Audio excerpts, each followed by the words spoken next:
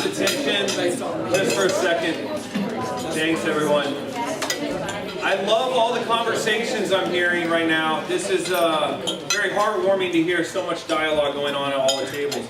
I want to go ahead and get the keynote underway for tonight to sort of whet our appetite for what's going to come tomorrow and a long list of keynotes and paper presenters and things like that. Before I get into my keynote, which will be about 20 or 30 minutes while you finish your entrees, I think almost all of our tables have entrees plated. And so let me do a few more things I forgot to do in the beginning. When you look at your program, there's a wonderful list, International Movements of Specialized Catholic Action. Kevin Ahern has compiled this. This is very helpful for people thinking about making connections at a local, national, and global way. So you may want to check that out. Also, outline for using the Review of Life or See Judge Act method in small groups. Kevin also put this together. So this is something you can take home to your parish, your college, what have you. And that way you have something tangible to start the conversation when you get home. I know that's something that some of the organizers of this conference talked about, especially the Baltimore group with Nancy Conrad and her team in Baltimore. We really wanted to think about, it's great to gather here, it's great that we all know who Cardijn is, but what's next? How do we re-energize people at the parish level, at the university level, in the community? And so Kevin gave us a great resource to take home and have something tangible. I also want to do something that is very important. I want to thank all of our sponsors. If you have your program, you can see there on the back. Of course, Ian, already came up and spoke, but Active Foundation, of course, Mount St. Joseph University, the host Sisters of Charity of Cincinnati, Maryknoll Fathers and Brothers of the Christian Family Movement, Cardijn Community International, Archdiocese of Cincinnati Catholic Social Action, Tony Steritz is right over there, some of you know him, National Center for the Laity, Bill Droll, Manhattan College Religious Studies Department, back to Kevin, Cardijn Associates, that's the Baltimore group associated with Nancy Conrad, Pax Romana Igmica, Kevin would be the person to talk to if you want to know more about that. And then Hillary Regan right there from ATF Press. He's got the great display of books, along with also Liturgical Press. They have materials out there. ATF, Orvis. So we really want to thank all of our publishers and representatives for coming all this way to Cincinnati and making the books available. One note I did want to say, I've already had several people ask me, they said, oh, are some of these materials and books free? Well, the materials from Liturgical Press, Our Sunday Visitor, things like that, those are free. But the books from Kevin and myself, those can be ordered. There's lots of sheets out there. Everything can be found also on Amazon, of course, or you can order directly from the publishing company. So with that being said, as you all continue to enjoy the entree that's been plated, I'm going to go ahead and get into my keynote. And that way we can start thinking about why we're here and hopefully what we're doing with the memory of Cardijn moving forward. So, I changed my title a little bit.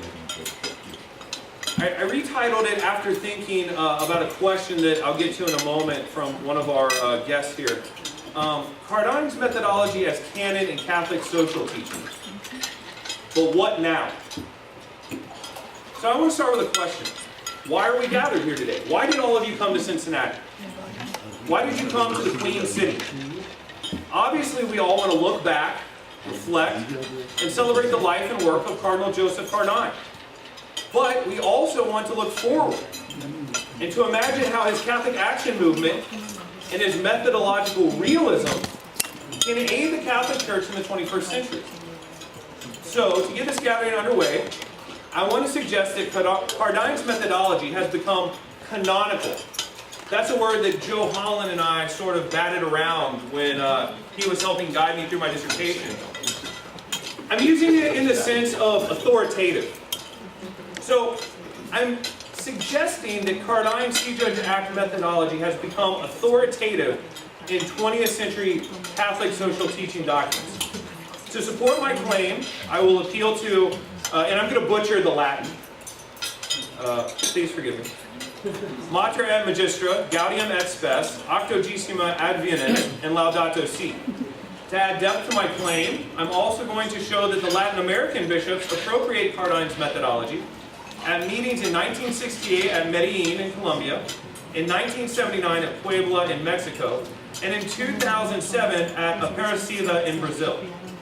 But to bring my discussion back from Latin America to Rome, I will briefly explain how Pope Francis promotes Cardijn's methodology in various public platforms.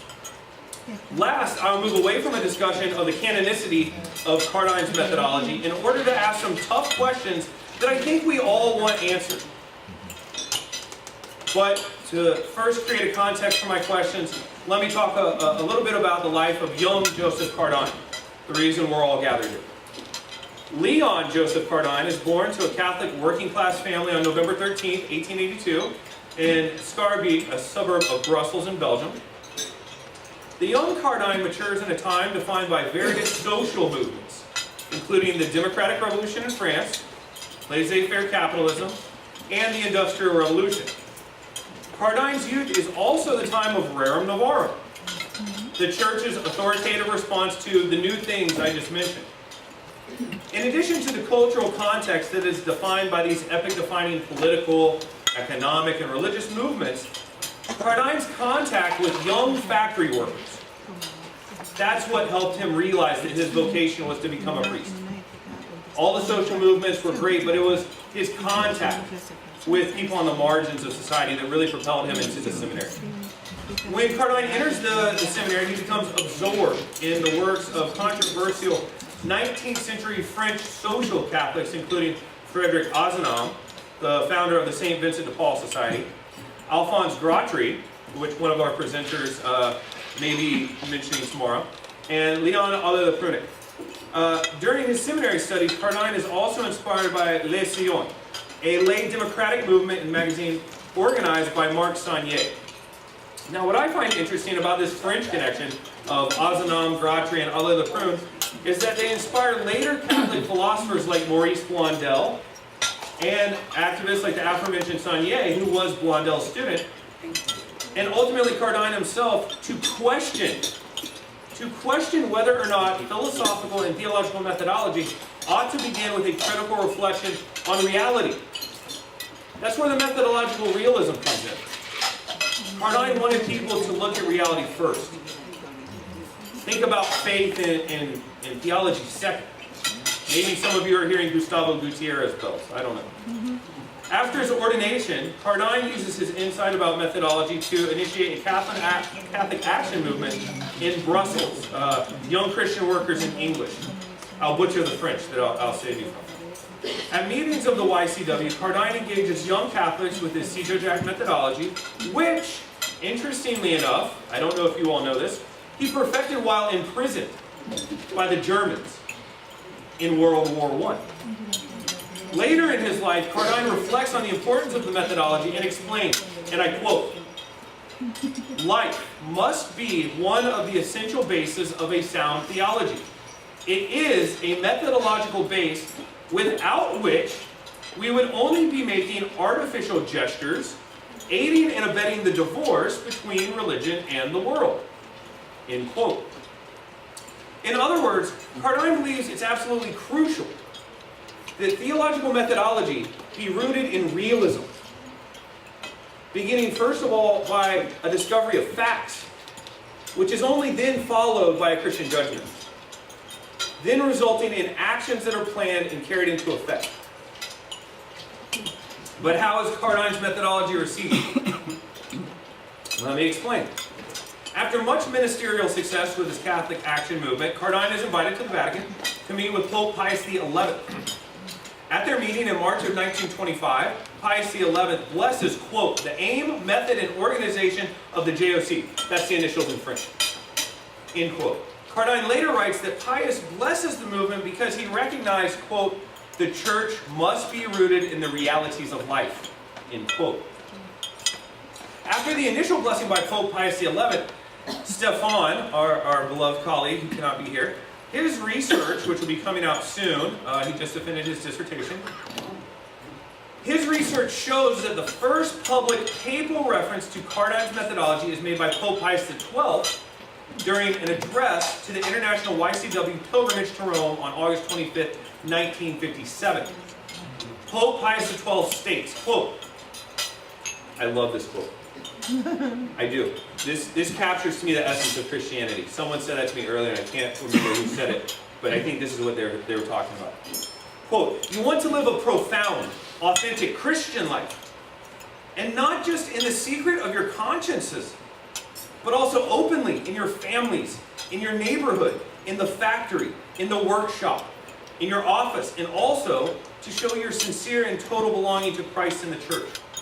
Your solid organization, your method, summed up in the well-known formula, see, judge, act, your interventions on the local, regional, national, and international levels, enables you to contribute to the extension of the reign of God in modern society and to enable the teachings of Christianity to penetrate with all their vigor and originality, end quote. Now you see why I love it. Saint Pope John the 23rd not only confirms his two predecessors' blessing of Cardijn's method, but he elevates it in a more canonical way, a more authoritative way. In 1961, Pope John the 23rd issues Mater et Magistra, which states, quote, teachings in regard to social matters, for the most part, are put into effect in the following three stages. First, the actual situation is examined. Then the situation is evaluated carefully in relation to these teachings.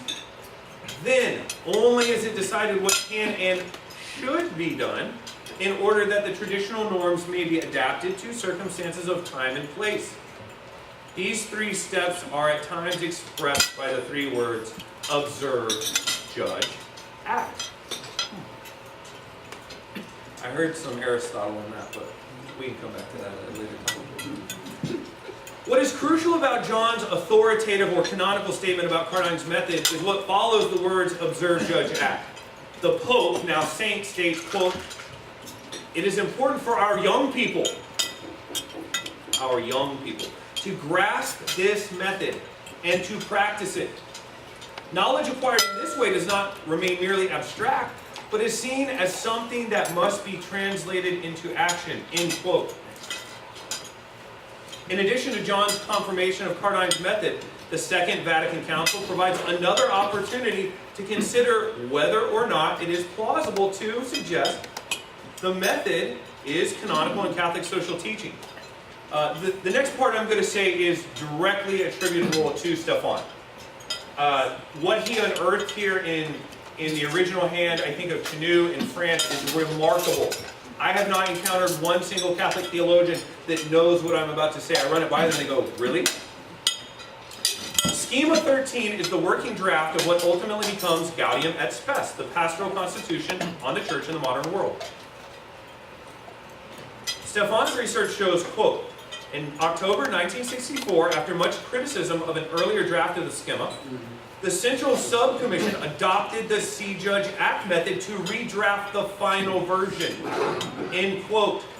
In fact, quoting again, the Commission instructed, to the maximum extent possible, each drafting subcommission should start from the facts, bring a Christian judgment in light of the gospel and Catholic tradition, from the Fathers to contemporary documents of the Magisterium, then indicate concrete orientations for action.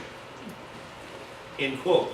In other words, those in charge of drafting Schema 13 explicitly used Cardijn's methodology to construct the conciliar document that has set the agenda for much of what the Catholic Church's late modern pastoral and lay work in the world is all about. Cardijn, the origin point. Okay, so beyond Pius XI, Pius XII, John the 23rd, and those who wrote Gaudium et Spes, also Pope Paul VI makes canonical use of Cardijn's methodology. I'm going to invoke a few figures who know Paul VI a little bit better than I do. Father Alan Figueroa Deck claims that the influence of Cardijn on Pope Paul VI is undeniable. Deck suggests that an examination of Papalorum Progressio reveals that Pope Paul VI not only, quote, put into practice Cardijn's observe, judge, act methodology, but enthusiastically received it as a simple but powerful way to help those on the margins connect with their faith and real life. Furthermore, in his apostolic letter, Octogesima Advienens, 1971, Paul VI advocates for the ecclesial adoption of Cardijn's methodology. He writes, quote, it is up to Christian communities to analyze with objectivity the situation which is proper to their own country, to do local theology, to shed on it light of the gospel's unalterable words, and to draw principles of reflection, norms of judgment, and directives for action from the social teaching of the church. Now, beyond Rome,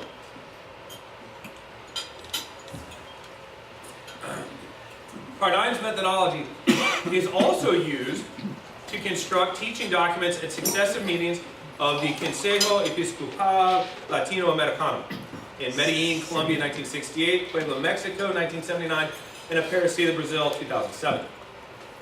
The Second General Conference of Latin American Bishops in Medellin produced several documents that clearly appropriate Cardijn's methodology. For example, each of the documents are divided into 3 sections. Not surprising. Part 1 in each document is titled either Pertinent Facts, the Latin American Situation and Peace, or the Latin American Scene. In other words, Part 1 of each document is about what the bishops see going on in their Latin American context. Part 2 in each document is titled either Doctrinal Basis, Doctrinal Reflection, or Doctrinal Motivation. Part 2 is clearly where the bishops use Christian doctrine to judge the reality they discussed in Part 1, C. Then, Part 3 of each document is titled either Projection for Social Pastoral Planning, Pastoral Conclusions, Pastoral Orientation. That's the action, the strategic action that's called for by bishops and priests. So, if you all are still wondering if there's any doubt that the bishops actually draw from the well of Cardijn at Medellin, let me use one quote to sort of put an exclamation point on my claim that they did.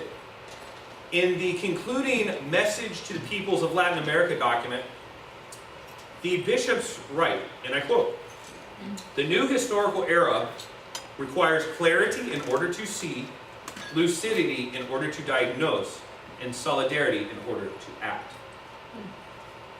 In 1979 at Puebla in Mexico, the Third General Conference of Latin American Bishops takes place. Ernesto Valiente claims that the bishops who write the Puebla document appropriate Cardijn's See, Judge, Act methodology. And beyond the Second and Third General Conference, the Fifth General Conference of Latin American Bishops at Aparecida, Brazil in 2007, I'll again reference Ernesto Valiente, who's much more of an expert on this topic than I am. He explains that before the meeting, I find this fascinating, before the meeting, 22 national Episcopal conferences critiqued the preparatory document because it ignored Cardijn's methodology. So, as a result, a task force from the Latin American Bishops Conference crafts a working synthesis document to reinstate the See, Judge, Act methodology. In Part 1 of the final Aparecida document, the bishops explicitly state, quote, "In continuity with previous general conferences of Latin American bishops, this document utilizes the See, Judge, Act method." End quote. The document qualifies the statement and adds that with Cardijn's methodology, the Church is able to see Latin American reality, judge it according to Jesus Christ, in order to enact the spreading of the kingdom of God. Furthermore, the bishop suggests that lay Catholics, this is a conference about lay movements, that lay Catholics ought to use the methodology because it enables them to combine systematically a faithful perspective for viewing reality and incorporating criterions from faith and reason for discerning and appraising it critically. This is something I focus on in all my classes, appraising reality with a critical eye, to act as missionary disciples of Jesus Christ. Now here's sort of the high point of this section for me.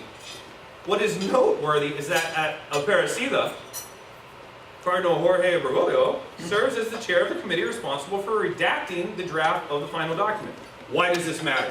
Because the man who explicitly uses Cardijn's methodology to construct the document becomes Pope Francis, who also explicitly appeals to Cardijn's methodology again in Laudato Si, as well as other public platforms. So let me transition to my penultimate section here. Pope Francis and the Cardijn Canon. In Laudato Si, Cardijn's methodology is invoked by Pope Francis in paragraph 19. He states, "First, I will review the best scientific research today, then consider principles from Judeo-Christian tradition, and in light of this theological reflection, advanced proposals for dialogue and action both on a local and global level. End quote. And in his address at World Youth Day 2016 in Krakow, Poland, Pope Francis repackages Cardijn's methodology in the form of, quote, listen, decide, act. For example, in his address to the crowd, Pope Francis states, quote, in the gospel mystery of the visitation, Luke 1, 39 through 45, we can see an icon of all Christian volunteer work. I would take 3 attitudes shown by Mary and leave them to you as an aid to interpreting the experience of these days and an inspiration for your future commitment to service. These 3 attitudes are listening, deciding, and acting. Now, you all are saying, okay, he gave us a history lesson. I apologize. But with this history in place, I want us to consider crucial questions. Other than provoke a scholarly discussion of whether or not it's plausible to suggest Cardijn's methodology has become canon, right, like what I just did, in Catholic social teaching, where does this research lead? That's what we all care about, right? How does this affect lay people, non-Christians, anyone? Well, a few weeks ago, I began thinking about this question in a new way at the Catholic Theological Society of America convention in Indianapolis, where Dr. Kevin Ahern and I had a panel presentation on lay movements, Cardijn, things like that. At the convention, I presented a paper where I discussed a modified version of this paper, but in the frames of structure of grace, something that's a play on Kevin's title. And I talked about how I use a method of Cardijn's in my theological ethics class here at Mount St. Joe, in environmental ethics, healthcare ethics that Caleb Rutledge, my student right back there, he had last semester. I use this and all the students love it. They always raise their hand and go, how come no one taught me this in high school? That's the question. Why didn't you learn this in your parish or in your high school, your private Catholic high school? I don't know. But here's the million-dollar question. At the end of my talk came, the normal question and answer period, and Kevin and I were answering questions. But more than any other, I was impacted by the question of Sister Jamie Phelps, who's right there. Jamie, Jamie asked a question that carried our whole group into conversation for a good 30 to 45 minutes after our session. Right? We first talked in the room, then we moved out of the room to the bar. And so that's how I want to end my paper, by sort of raising what she said and having us think about that moving forward in tomorrow, when we're going to hear Joe Holland, where we're going to hear Dr. Kevin Ahern, where we're going to hear a lot of people talk about different things going on with Cardijn and C. Judge Act. So I'm going to paraphrase, and I told her I was going to do this, so she's going to correct me if I get it wrong. I think I remember. And I know she will. So she asked, how do we use, Cardijn's example, what we're talking about, the C. Judge Act methodology, to connect with those who are on the margins, who may not be like my students like Caleb, who are privileged enough to sit in a private Catholic university, right? That's something me and Kevin kept asking. How do we learn from those people? And how do we learn with them? She specifically mentioned the violent cultural context in the west-north side of Chicago? What? Something in Chicago. I think her question is universal and local at the same time, because violence marks our cities, our states, our country, and our world. So I want to turn the question around to all of you. How do we use Cardijn's witness? How do we use Cardijn's story? How do we use Cardijn's movement? How do we use Cardijn's methodology to engage people who may not be the first person we encounter in our classrooms, in our parishes?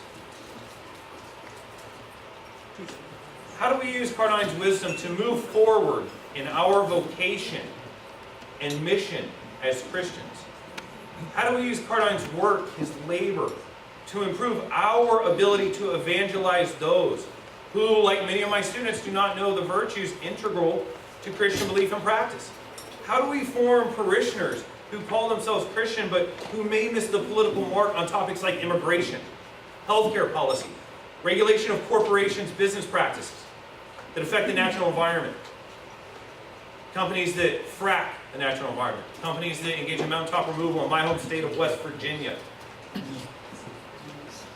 These are the sorts of questions I hope emerge as we all talk with one another, learn from one another, and return to our local parishes, universities, places of work, and continue the conversation with those who work in the office next to us, those who sit in the pew in front of us, or come into our classrooms to learn more about the reality they face in the 21st century.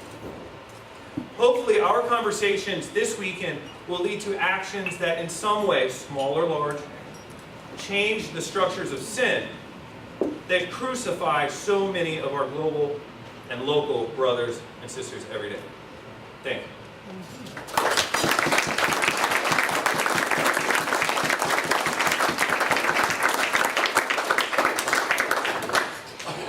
Thank you very much. I know that everyone's finishing up their entree. The desserts will be plated soon. Let me say this about tomorrow's schedule. So, tomorrow morning breakfast, as I mentioned, will be right here in the dining hall. But after breakfast, our first keynote will get underway with Dr. Joe Holland, and it will be in the recital hall. Everything tomorrow, occurring from 8:30 till lunch, will be in the recital hall. It has the best acoustics, it has the best aesthetic, and it has the best platform for videography so that we can upload every presentation and keynote onto our website so that all the YCW and YCS people that contacted me from Ireland and from the Philippines, they can see what it is we're talking about in our privileged situation here in Cincinnati. So the students that checked you guys in, let me give a quick note to, I already mentioned Caleb and Emily Kaiser, and I'll also have another former student of mine here. They'll be helping direct traffic tomorrow. So when you guys finish breakfast, you're going to want to cross the face of the quad. You're going to want to go out the double doors, head towards the St. Joseph statue in the middle of the quad, keep passing it all the way diagonally to the classroom building, and there will be people along the way to sort of guide you. But again, that's where everything will take place tomorrow in the recital hall, and then we'll come back to the dining hall for lunch, and then we'll go back to workshops. There are 4 workshops that aren't going to just be content-driven theory and history like what I did, but they're going to actually teach you how to put this thing into practice in your local context, so that we have a little know that, and we have a little know how.